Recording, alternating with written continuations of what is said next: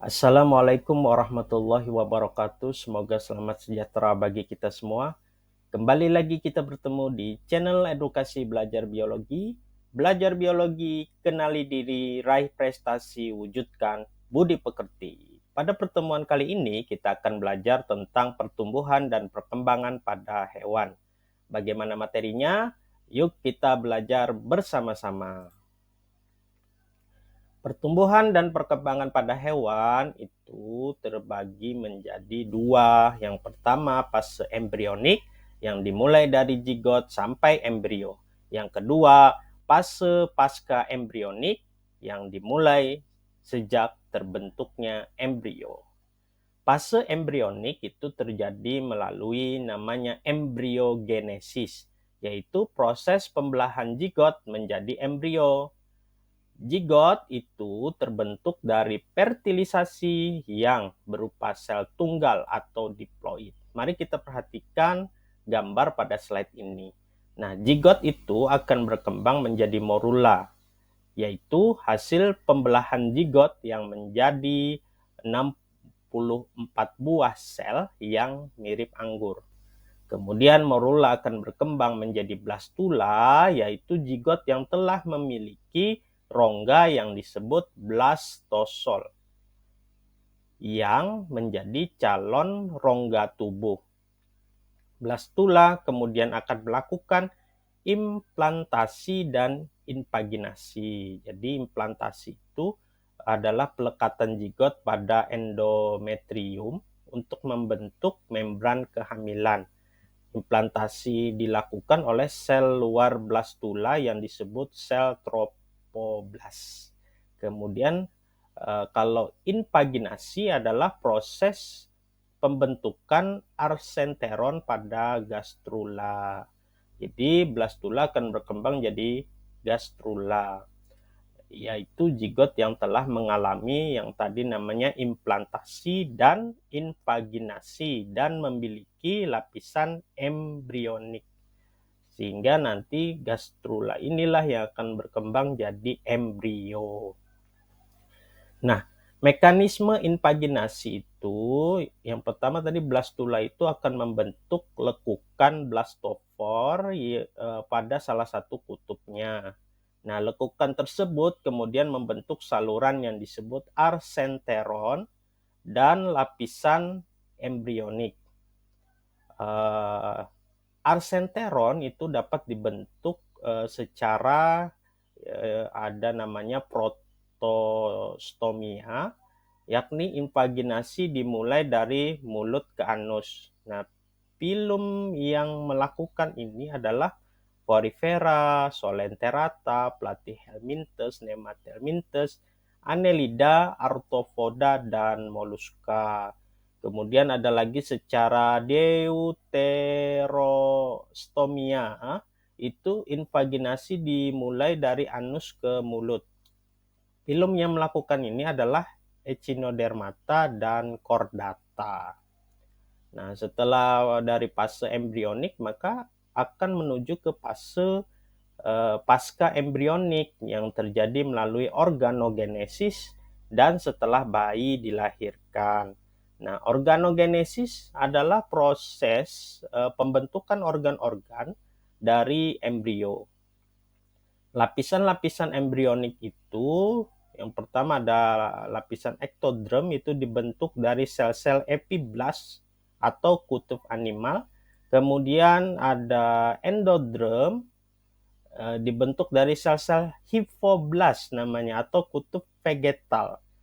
Dan yang terakhir itu ada lapisan mesodrem, itu dibentuk dari kedua macam sel dan kutub dan berada di antara ektodrem dan endodrem.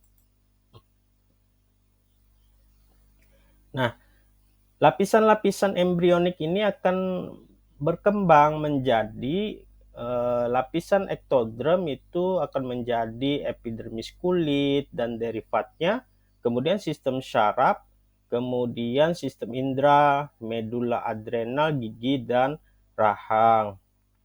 Kemudian lapisan mesodrem itu akan berkembang menjadi dermis kulit, sistem gerak, sistem sirkulasi, sistem ekskresi, sistem reproduksi, dan korteks adrenal.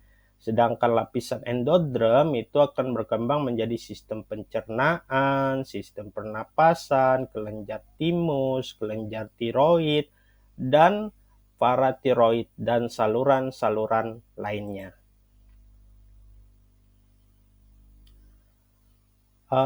Pada manusia itu terjadi kan kehamilan atau gestasi. Nah, adalah fase di mana embrio mulai berkembang menjadi fetus. Terbagi itu menjadi 3 trimester. Trimester pertama itu 0 sampai 3 bulan. Nah, perkembangannya terpusat pada organogenesis. Kemudian trimester kedua itu 4 sampai 6 bulan. Organ tubuh sudah lengkap, perkembangan terpusat pada anggota badan luar seperti tangan dan kaki. Kemudian pada trimester ketiga itu 7 sampai 9 bulan ya. Itu perkembangan yang terjadi adalah penyempurnaan organ dan pertumbuhan yang semakin pesat. Nah, setelah itu bayi dilahirkan. Nah, tahapan selanjutnya adalah dari balita itu akan menuju fase anak-anak, kemudian ke remaja, dewasa, dan lansia. Nah, pada hewan kita mungkin pernah mendengar istilah metamorfosis. Apa itu? Metamorfosis adalah proses perkembangan hewan setelah kelahiran berupa perubahan ukuran, bentuk, dan fungsi bagian tubuh hewan melalui stadium-stadium tertentu. Metamorfosis umumnya terjadi pada kelas insekta, amfibi, krustasea, dan lain sebagainya ya. Kemudian macam-macam metamorfosis pada insekta itu bisa kita lihat pada gambar di slide ini ya. Jadi insekta itu terbagi menjadi ametabola dan metabola.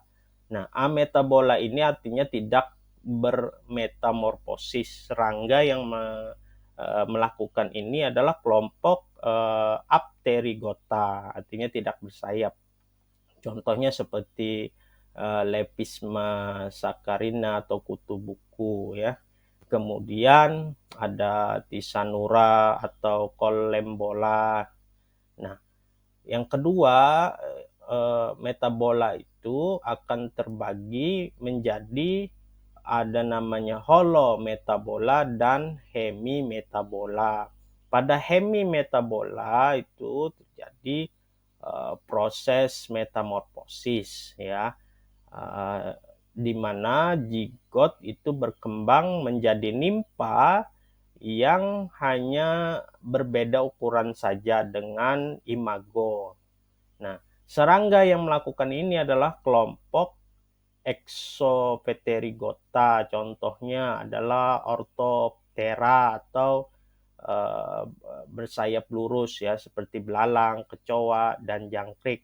Kemudian Isoptera bersayap dua panjang seperti rayap, laron, capung. Kemudian lagi ada Hemiptera bersayap yang tidak sama seperti walang sangit.